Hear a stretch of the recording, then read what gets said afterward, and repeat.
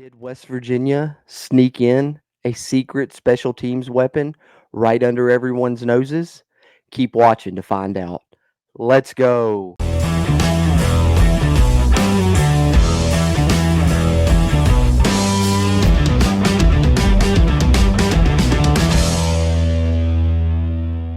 What's going on, Mountaineer Nation? Jordan Cruz back here with the Country Roads Webcast. And before I get into this video, I just want to take some time out to remind you, please do us a favor, hit that like button, give this video the thumbs up. That'll help its performance and help our future videos performances as well. And if you haven't already, go ahead, hit that subscribe button here at the Country Roads Webcast. Like we always like to say, helps us, helps you, helps get more of this Mountaineer football content out to Mountaineer Nation. And if you haven't checked it out, take a second out of your day to visit our merch store. The link is in the video description down below. Get you a Country Roads Webcast hat, Country Roads Webcast shirt. We also got buttons, phone cases, stickers, coffee mugs, baby clothes, you name it. So anything you can get there with the CRW logo on it, that's one of the best ways to support us here. And we really appreciate you guys that do tune into the videos and like and subscribe, and encourage everyone that does to do so. That being said, let's get into it. All right, so in the cold open of this video, I said West Virginia may have snuck in a secret special teams weapon right under everyone's noses. And that's because I didn't even know that the Mountaineers have added this player as a transfer until here in fall camp. I mean, I'd seen him on the roster, but I thought he was just, a traditional walk-on. Didn't even realize he was a PWO or his story, really. Here we are, number 47, as you can see, originally from New York, previous school Stony Brook. That's where he transferred in from. And got him listed as a defensive lineman, but he actually transferred in specifically to play special teams for the Mountaineers.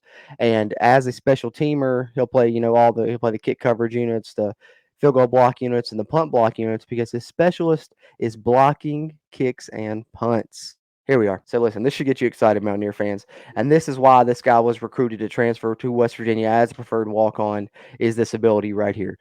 Stony Brook's Anthony Dale Negro specializes in game-changing plays.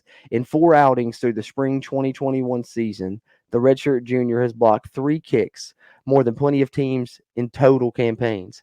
His most recent came in the 4th quarter of the Seawolves' 21-7 defeat of rival University of Albany, denying the Great Danes an opportunity to flip the field at a crucial juncture. Del Negro's contribution helped Stony Brook reclaim the Golden Apple for the first time since 2017. So as you can see, in 4 games last year, this is just through that period, he had already blocked 3 kicks. And some teams don't even block 3 kicks in a season, or some teams are lucky to block 1 or 2. So that shows you this guy's ability and what he's capable of. Just right there, that's why one of the things I wanted to point out to you guys, that he has done it before and has experience. So that shows you a little bit of his history and his ability as a special teams dynamo. And the reason that I'm making this video now is because it's something that's come to light to me this week here in the 2nd week of fall camp. I hadn't heard about him previously, so I figured a lot of Mountaineer Nation probably hadn't heard about him, and I thought it was something to keep an eye on for the upcoming season. That way, if this guy does get in there and is blocking kicks or punts, and you're like, who is that? Hey, you already know. You would have already heard about him, just like I had the privilege of hearing about him actually via Mike and Chris through Ear Sports. Earsports.com. They're the Mountaineers 247 sports site. They had a Twitter Spaces session, and they brought him up. I got to looking him up a little bit, and then lo and behold, Neil Brown had talked about him as well. And Mike Kazazza was actually the one, from the earsports.com, was the one that presented the question about Anthony Del Negro. And I will share that with you guys right now, and we'll hear Neil Brown's comments on Anthony Del Negro this fall camp. Apparently, he has been close to almost every punt in fall camp, and then this Saturday blocked his first field goal attempt already. So as you can see, close to punts, already has a field goal block in fall camp. Del Negro, Stony Brook. So an interesting story, and I think he got his hands on one today, and he almost got a couple the other day. That seems to be like what he does. Yeah, so special teams analyst Tony Thompson had him at Stony Brook, and when he left, Del Negro, he walked on actually back in the spring. He was with us all spring, and takes a lot of pride in special teams. He's playing on the defensive line. I think he'll do a really good job for us on the scout team defensive line. And then he's gained some momentum at the end of the spring and into fall camp as far as being a guy that can help us on special teams. Kind of a guy that'll do some of the dirty work. All right, so as you can hear there from Neil Brown himself, he says Anthony Del Negro there at the end, kind of a guy that can do some of the dirty work. So really going to help the Mountaineers on special teams.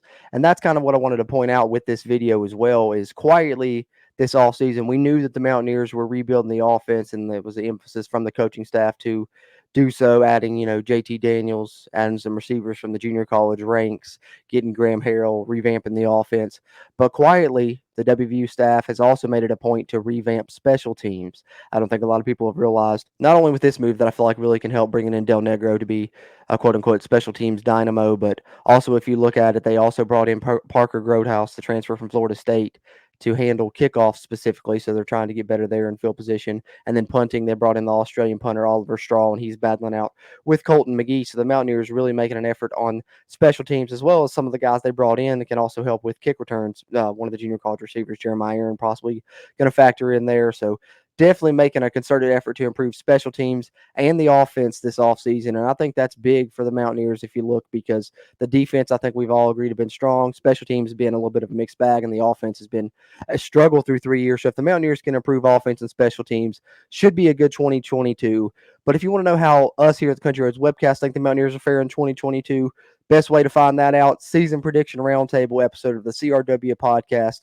That's releasing August 15th. Be on the lookout for that. You can find the video version here on YouTube, audio version available on all podcast platforms. If you watch this video, really appreciate you tuning in. Social media there on the screen, Twitter at WVU Country Roads, Facebook and Instagram is just Country Roads Webcast, all one word. Give us a follow there as well. Like I said, hit the like button, subscribe if you haven't, hit the notification bell for when we go live. We'll have more fall camp coverage coming exclusively on the YouTube side this offseason. And the next podcast episode, like I said, that'll be releasing is our season prediction roundtable 2022 edition with our special guest, Kuz's Corner, also who you probably know from here on YouTube. That being said, as always, I'm Jordan Cruz. And until next time, let's go Mountaineers. I don't wanna see your face up close.